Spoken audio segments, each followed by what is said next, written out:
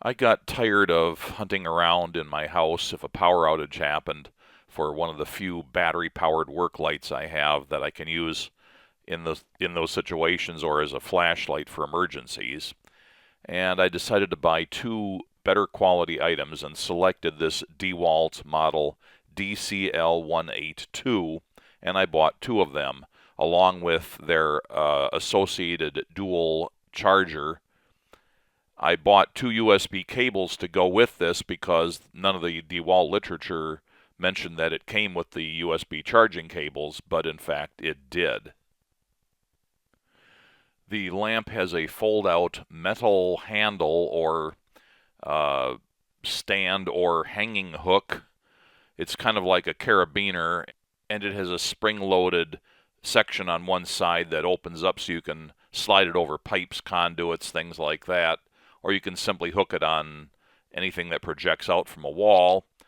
There are embedded magnets around the periphery of the stand, so you can stick it on items that magnets would stick to, and it has enough strength to hold the lamp up but still come off fairly easily. Even though the carabiner stand is made of metal, it has a cautionary statement on the side, do not use or not for use at height. And I'm guessing they just say that in general that, if you have it hooked on with the magnets or hooked onto something else and it fell, it weighs enough to do some damage. I don't know if that's what they mean. Certainly you're not supposed to use this as a structural carabiner, for use with safety equipment or something. You don't want to put your weight on it, in other words. Okay, here's a bit of a tour of the product. Here's the front side of the lamp. It has 10 LED chips on it with a white reflector around that. And then going around to the side, we have the control panel, if you will. This has a status LED on the left, and then a rubber hatch covered USB-C port for charging, and then the elastomeric waterproof power button that's right next to that. Here are both of my lamps plugged in with the included USB charging cords. It's a USB-A on one end, that's the part that plugs into the charger, and then USB-Cs at the other end, which plug into the lamps themselves. And this is the dual output DeWalt charger that I mentioned earlier. This particular charger is called the NeverBlock charger by DeWalt because the two ports are coming out at angles. So if you put this charger plugged into half of a duplex outlet, and then the next outlet in the duplex is occupied by a plug, presumably these two cords coming out at an angle will clear that, so you're not going to block the other outlet with this charger and its cables, which a lot of other ones would do depending on their arrangement. Here are some views of the lamp resting on its folded out stand, and you can swivel it around, point it in various directions, tilt it at different angles, so it's pretty flexible in that regard. The metal loop stand or stand loop weighs enough that unless you really have the lamp tipped backwards away from the stand, it still has enough weight and leverage to keep it from tipping over. But at some point you can tip it back far enough where it'll fall backwards. But it's pretty good in that regard. They did decent design on this. Here are just a couple samples of the product lighting up an area just to show that it has some decent ability to do so. Here it's just hanging from a hook I have on the door frame, and it's lighting up a bookshelf across on the other side of the hallway, except for one dim reading light on the other side of the living room off to the right. There is no illumination in this, nor in the room I'm standing in to take this picture, so it has a decent amount of light to illuminate an area. The status LED indicates whether the battery is charging, and when it is finished charging, it the status LED turns off, although according to the manual, in some circumstances it may light up green, steady green, not a flashing green. It's not really clear to me why it would be steady green in some cases and off in other cases to indicate a fully charged battery, but that's what it says in the manual. So far I've observed mine with the light turning out or the status LED turning off when the charging is complete. I have not seen it go steady green in that circumstance. So the light is controlled by the push button. One push turns it on full bright, which is about 1,000 lumens. Another push, if you do it right after the first push, turns it to medium brightness, which is 500 lumens. And if you follow that with another immediate push of the button, it goes to the lowest light setting, which is 250 lumens.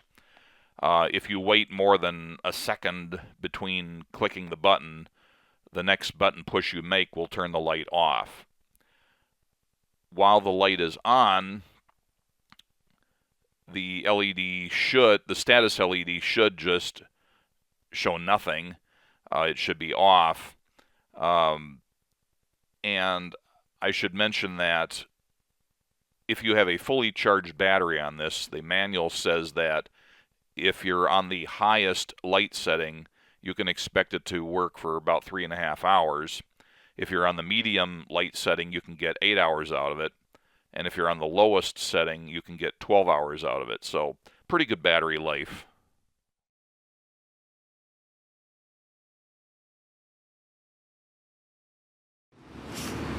I noticed that the user's manual mentions a specific battery type, and I decided to open this up and see if that correlates, because I have found a lot of errors in DeWalt manuals when it comes to fine details. So there are 5 screws around the outside of the back, including one over by the pivot area, and it turns out where it's a number 9 tamper-proof security bit that it takes. This one's marked CR-VT9, and that's what worked on these 5 identical screws. Removing those screws, I was able to wiggle the front off, and it is gasketed. Got too much reflection there. So there's a rubber gasket all the way around, which docks with this raised rim, so the unit appears to be fairly well sealed, and there are 4 small wires coming out of the LED section, that this is part of the heat sink for that. Then there's a little circuit board that controls the charging and the operation of the LED and the push button. And then the batteries are down here. Looks like I have to take out a few more screws to get at those. 3 more screws of the same screwdriver size come out here, here, and here. And then the circuit board and battery holder assembly just lift out. And there are 2 batteries in here, and they are identified as CR, what is it, 18650, 2 ampere hours, 7.2 watt hours, and they are welded in there. But that is a type of lithium battery that you can buy, so if these ever fail, you could replace them with something. It's not a totally proprietary battery, at least. So there's a little switching power supply on there, and a couple of chips, various other components, a fair amount of stuff actually, front and rear. It's not a dumb light like some of the cheap Chinese ones. It's got some circuit design going on there.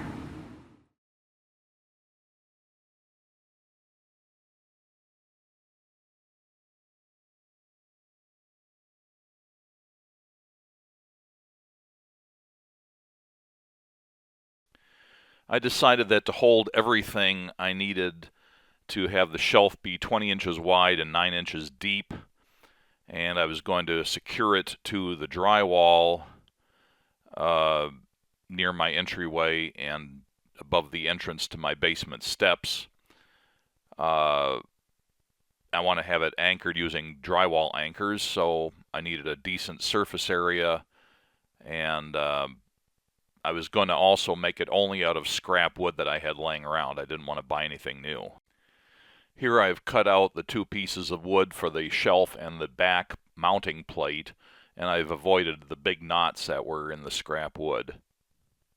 I also cut out some strips of some scrap pine and 2x4s to make trim strips so the edge of the plywood wouldn't be visible, and also a couple of angle brackets to help support the shelf from the wall mounting plate. Here I'm using some beam clamps to clamp the side and front trim strips onto the shelf board, and then I've added, because it's a rough piece of board, I've used some wood filler putty to fill in low areas in the wood and some other blemishes, and here it is after sanding.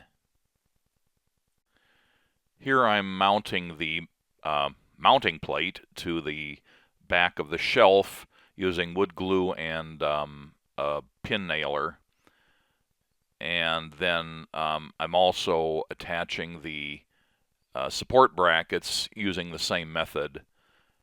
And finally, in this sequence of photos, I'm showing how I made some additional trim strips for the 2 exposed edges of the back plate, and those are taped on with painter's tape to hold while the glue dries. Here I've drilled 4 mounting holes and countersunk them with a forced NURBIT, so the heads of the screws will be recessed a bit. I just put on 1 coat of polyurethane varnish. I didn't even sand it, although the wood was sanded, so I still get a pretty smooth finish out of it. I just wanted to have it be more than bare wood. And here it's sitting on the floor on top of some blocks, so it's not right on the floor, in front of a heater fan, so it'll be fully dry by the morning. Here I've put in 4 drywall anchors into the drywall, and here the shelf is screwed onto the drywall anchors. That weird red thing with a pipe coming out of it is hung up on the same hook that I hold a big Maglite flashlight on, also for emergency use. That pump is sitting there because down below this shelf I used to have my hydroponic garden, and I would use that pump to move water in and out of its tank. But I don't have the hydroponic garden anymore, but for some reason the pump is still sitting there. Alright, there's the shelf loaded up. I have a small 2-outlet strip from the nearby duplex outlet, and then the wall wart for the Ryobi charger is plugged in, as well as the dual charger for the lights, or the lamps. I've got the Ryobi saw off on the left side, and I've got its spare blades next to that, and its spare battery and its charger to the right of that, then the 2 DeWalt lamps, and then their charging cables going over to the power supply and charger on the small outlet strip, and everything fits just about perfectly there.